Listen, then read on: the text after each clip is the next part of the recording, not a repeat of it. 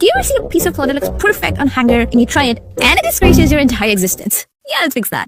Here are 3 steps to not look homeless in basics without crying.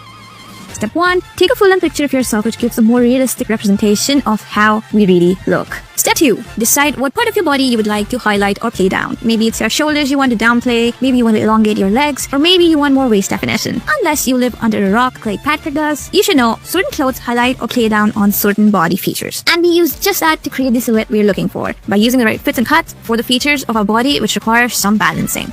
Step 3. Find the right clothes that do just that. Again, unless you're living under a rock like Patrick does, you've got some sort of inspiration. That is a problem.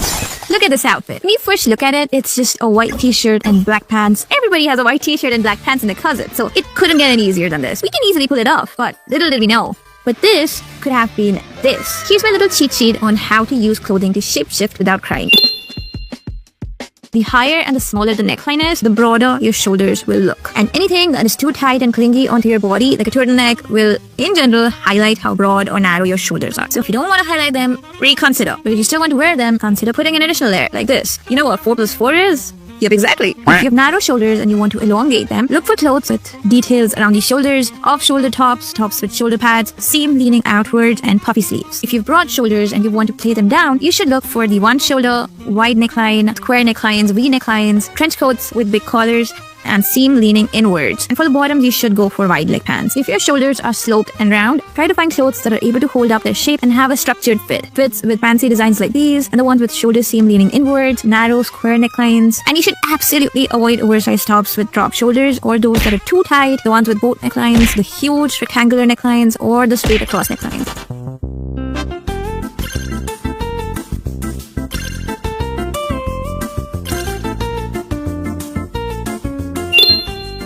If you have a rectangular or apple body shape, meaning having a teeny meeny Victoria's starving secret waist isn't your strongest suit, then high-waisted skirt or high-waisted pants with straight cuts or wide leg pants and belts and tops and dresses with a well-defined waist are your best friends. But the high-waisted pants can be a double-edged sword, because the right ones can make you look slimmer, the wrong ones can highlight your tummy in the wrong way and make it even worse. So how do you find the right ones? Number 1, fabric. Number 2, color. And number 3, design. Stretchy pants tend to be clinging onto your stomach. Instead, what we need are thicker fabrics. And these are the fabrics that can hold its shape on its own without clinging onto your body. Next, the color. My go-tos are the darker colors, blacks, navies, grays. They're going to give you that slimmer look, especially if you pair it with a brighter color top. Obviously though, the best fashion advice is still to go to the gym and look like you touched some grass. Next, the design. Pants, shorts, skirt, and skirts with white plaits in the front add more structure to the fit and leaves more space to smoothen and hide your tummy. Here's the game plan. If you want to look slimmer, either wear contrasting colors or contrasting volumes. If you wear a fit top, it defines your upper body, and if you pair it with an oversized bottom, it creates the illusion that you have curves. If you wear a dark colored top and pair it with a lighter bottom, the top will minimize the broadness of your shoulders,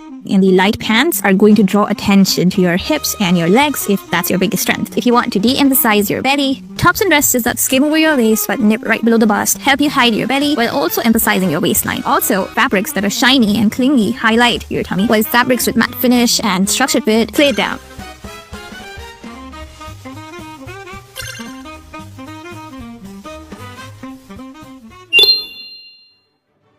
If you want to look taller, go for pants that have a better drape. Dresses with a side slit. Platform shoes of the same color as your pants. Try dividing your outfit in a 1:2 ratio. This is where you'll need high-waisted A-line and straight-cut pants and skirts and squats. And the monochromatic outfits. This has too many horizontal lines. What we need is one big, strong vertical column like this. You add a belt, you're creating 2 V shapes. It makes a hell lot of difference. High-waisted pants also emphasize your waist while smoothing over your hips and thighs. They also make your legs look so much longer. Just make sure they're not too tight or clingy, and the fabric is not super stiff, and the cuts are not overly wide and loose. These kind of pants highlight every curve in the wrong way and make you look so much less proportioned. If the vibe you're going for is an hourglass figure, then we need to add more volume at the bottom. So go for straight cut pants, boyfriend pants, pleated skirts. These pants fit on your thighs and they gradually open up under your knees. That is creating an inward facing V shape, and that makes you look longer and slimmer, but also adds the curves.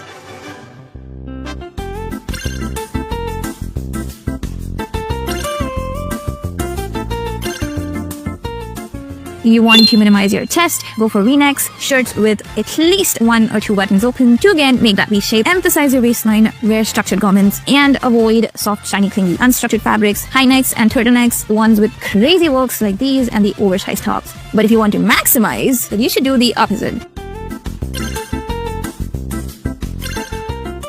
Okay, so we have the silhouette in check. How else can people even mess up their outfit?